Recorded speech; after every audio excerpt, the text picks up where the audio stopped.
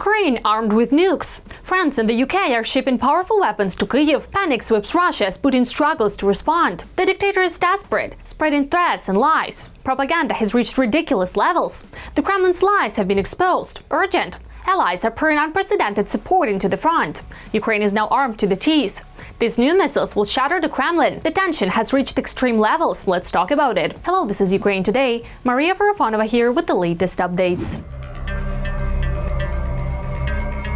British and French nuclear weapons for Ukraine? Russian propagandists are screaming about it, terrified that a catastrophic bomb could strike them directly. Britain and France are preparing to arm Ukraine with a nuclear bomb, the Russian Foreign Intelligence Service reported. The British and French want to disguise the transfer of nuclear weapons to Kyiv as Ukraine's own development. The Russian narrative, full of exaggeration, claims that Ukraine has no chance against Russia, and therefore Kyiv supposedly seeks nuclear support from the UK and France. Nuclear threats are now dominating the occupiers' imagination, especially after the latest successful strikes by Ukrainian Flamingo systems, leaving pro-war commentators disconnected from reality. And the last question we were asked today from the front about the enemy's attack on Udmurtia. What if this thing had been nuclear capable? The British, for example, are prepared to do a great deal to continue the conflict. The UK government has officially refuted Russia's false claims, exposing the propaganda for what it is. This is an obvious attempt by Vladimir Putin to divert attention from his horrific actions in Ukraine. There is no truth in this whatsoever. You may have heard the Prime Minister's words this morning, in which he paid tribute to the incredible resilience of the Ukrainian people. We will continue our efforts to secure a just and lasting peace. Former Russian President Dmitry Medvedev later warned that if nuclear weapons were transferred to Ukraine, Russia could respond with nuclear force against the UK, Ukraine and France if necessary, continuing the familiar cycle of accusations and threats used by Moscow. Zelensky also commented on Russia's claims about nuclear weapons in Ukraine. At a press conference with the Norwegian Prime Minister in Kyiv, the President of Ukraine noted that when Russia fails on the battlefield, it starts looking for nuclear weapons in Ukraine, even though there are none. Volodymyr Zelensky believes that such statements from Moscow are a form of political pressure and preparation for international and trilateral negotiations, as well as a reaction to discussions in Europe about the nuclear umbrella. He emphasized that this rhetoric is extremely dangerous because Russia is playing with words about nuclear weapons, and expressed hope that other countries, especially nuclear powers, would respond. Above all, the United States could, in my opinion, give Russia the appropriate signal. The Kremlin's clowning over nuclear weapons didn't stop there. Now they're trying to bring it up in negotiations. In negotiations on the Ukrainian settlement, one cannot ignore the issue of attempts to supply Kyiv with nuclear weapons. The Russians tried their hardest to invent fakes, but even that they do very poorly. They launched a fake about transferring nuclear weapons to Ukraine, claiming that the Russian Foreign Intelligence Service considered the French TN-75 warhead for this. As they wrote themselves, it is designed for ballistic missiles based on submarines. And now the harsh truth, which the Russian intelligence might not have known. Ukraine has no submarines. Miscalculation, but where exactly? Meanwhile, France and the United Kingdom are indeed sending missiles and bombs to Ukraine. In reality, these are AASM hammer bombs and LMM missiles. Let's take a look at what these munitions are and how they could impact the situation. This is a strike on an ammunition depot and the occupiers' position with AASM hammer bombs in the Belgorod region. The launch was carried out from MiG-29 fighter jets. The AASM Hammer are guided aerial bombs with a 250-kilogram warhead, a scaled-down counterpart of Russian KABs. France is now preparing record deliveries of ISM-guided aerial bombs, Hammer bombs for Ukraine. This was reported by the Ministry of Defense. Ukraine and France continue to work on a record level of guided aerial bomb deliveries, ISM Hammer bombs for our country. In the French Air and Space Force, AASM hammer bombs can be used from a whole range of aircraft. In particular, they are compatible with the F-16, Dassault Rafale, Mirage 2000D, and others. In the Ukrainian Air Force, these aerial bombs have been adapted for launches from MiG-29 aircraft of the Ministry of Defense of Ukraine. Thanks to the guidance unit, which can use inertial, satellite, laser, or infrared targeting, these bombs hit their targets with a deviation of up to 10 meters. The booster allows them to destroy enemy targets at distances of up to 70 kilometers. Therefore, aircraft can drop them from a safe distance. In 2025, the Ukrainian Air Force systematically carried out strikes with AASM Hammer missiles not only on military targets in the occupied part of Ukraine, but also in the Kursk and Belgorod regions. France is significantly ramping up production of these aerial bombs. In 2025, 1,200 AASM Hammers were produced, compared to 830 in 2024. The first 50 aerial bombs were delivered to Ukraine back at the beginning of 2024. And that's not all the good news for protecting Ukrainian skies from constant drone attacks. The United Kingdom will supply 1,000 LMN interceptor missiles. This was announced by the British Ministry of Defence. The United Kingdom also plans to deliver another 1,000 light multi-purpose missiles. Manufactured in Belfast, these will be crucial for protecting Ukrainian infrastructure and cities from the increasing drone and missile attacks from Russia. The Ministry of Defense of the United Kingdom. In addition, Ukraine will receive air defense systems worth almost $600 million. Thus, in the coming months, the United Kingdom will supply Kyiv with an additional 1,200 air defense missiles and 200,000 artillery shells as part of air defense. On the 4th anniversary of the start of the full-scale invasion, British Prime Minister Keir Starmer stated that Ukraine can count on his country's support until victory is achieved. On this somber anniversary, our message to the Ukrainian people is simple. The United Kingdom stands with you stronger than ever. That is why today we are announcing new support and will continue to support Ukraine for as long as it takes. In addition to various missiles included in the new aid package, Britain is providing $27 million for energy assistance, repairs, and new facilities, as well as $7.5 million in humanitarian aid to frontline communities. Major support for Ukraine continues. Ukraine is set to receive 90 billion euros in assistance from Europe, along with the latest military equipment. As an example, cooperation with Denmark is expanding, where a Vampire drone production facility will be established. More details in the report. New aid for Ukraine. Despite Hungary's blockade, Ukraine is receiving 90 billion euros from the European Union. European Commission President Ursula von der Leyen announced that the decision was made by 27 EU members before Hungary changed its mind and decided to block it. Therefore, Ukraine should receive the first tranche as early as this spring. This is very important. It's a step forward since there is a certain internal issue with Hungary, but as is known, 2 out of 3 decisions have been made. Hungary says it will, yes, block the 3rd decision. This is long-term funding from the European Union, but during her visit to Kyiv on February 24th, Ursula von der Leyen, the head of the European Commission, said that this problem will be resolved. The Danish Ministry of Defense reports that the Ukrainian drone manufacturer Vampire, the company Skyfall, is in negotiations with Denmark about the possibility of becoming the 2nd Ukrainian defense company to establish production on the territory of the Scandinavian country.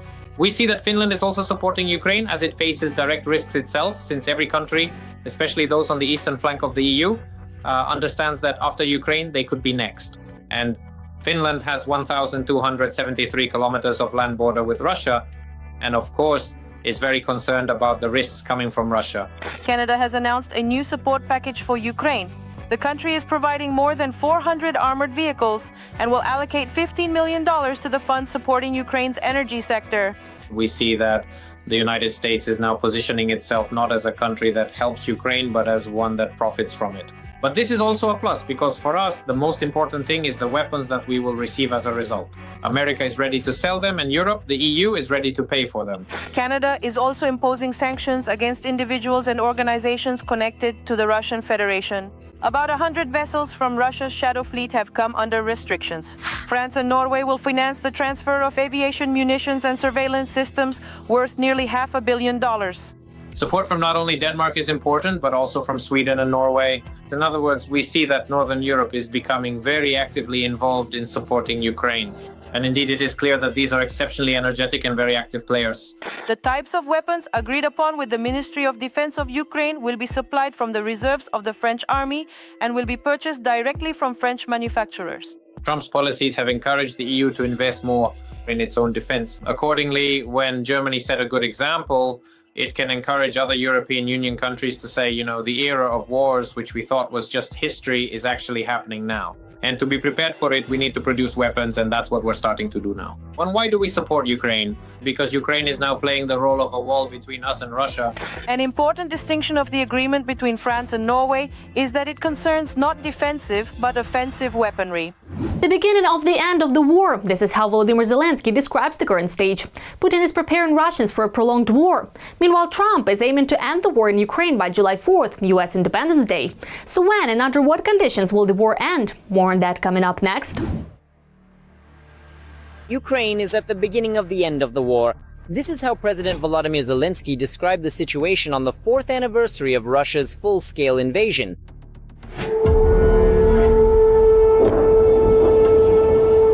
However, the timeline for this ending remains quite vague. According to experts, everything that could be achieved without making fundamental concessions has already been accomplished. Over 4 years, the sides have made progress on humanitarian issues, prisoner exchanges, and civilian matters. Direct negotiations between the parties have resumed, but what is lacking is the main thing: the aggressors' desire to end the war.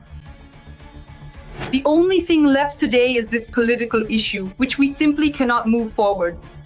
This is the issue of ending the war for Russia, especially Putin, to finally give his delegation the mandate to discuss this issue. This is what today, it seems to me, everyone is focused on. At the same time, President Zelensky has made it clear Ukraine is tired, but any kind of end to the war will not suit it. Moreover, since the beginning of the year, Ukrainian missiles have shown that Russia can also be hurt. So Kyiv will fight for a worthy end to the confrontation, not the capitulation that has been proposed. We want a strong, dignified, and lasting peace, and before every round of negotiations, I give our team very clear directives. These are always issued as classified decrees, but I certainly won't be revealing any state secrets if I say that my main message is not to nullify all these years, not to devalue all the struggle, courage, dignity, everything that Ukraine has gone through.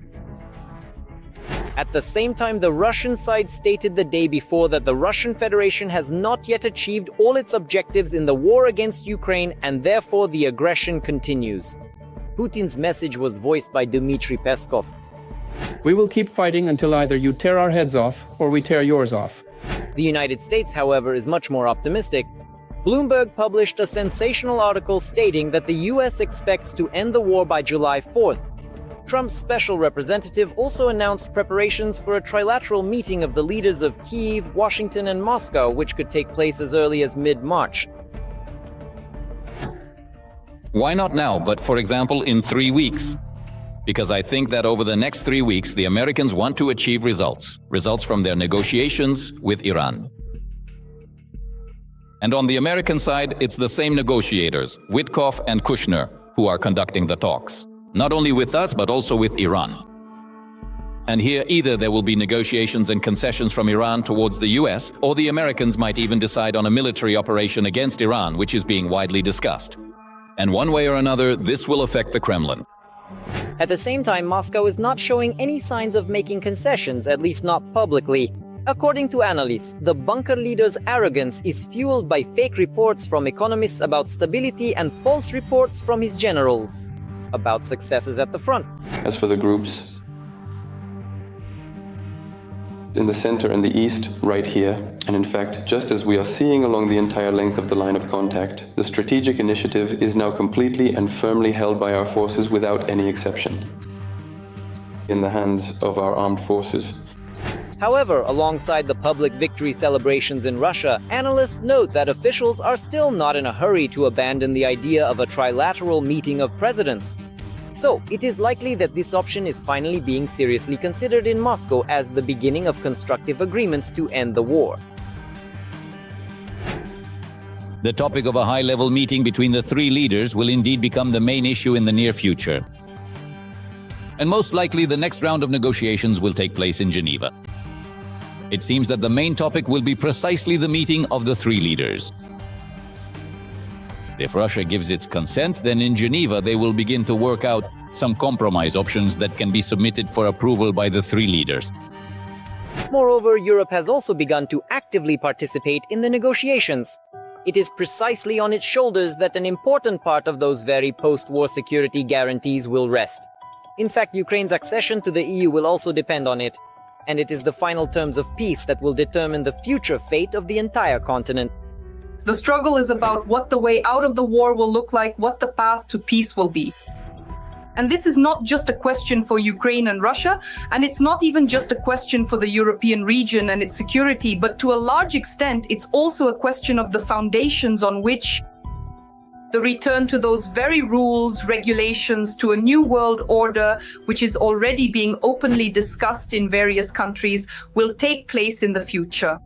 That is why experts urge people not to expect quick solutions. However, there is no doubt that the light at the end of the tunnel is already visible. That's all for now. Stay with us to be the first to know what's happening right now. Don't forget to subscribe and hit the like button. See you soon.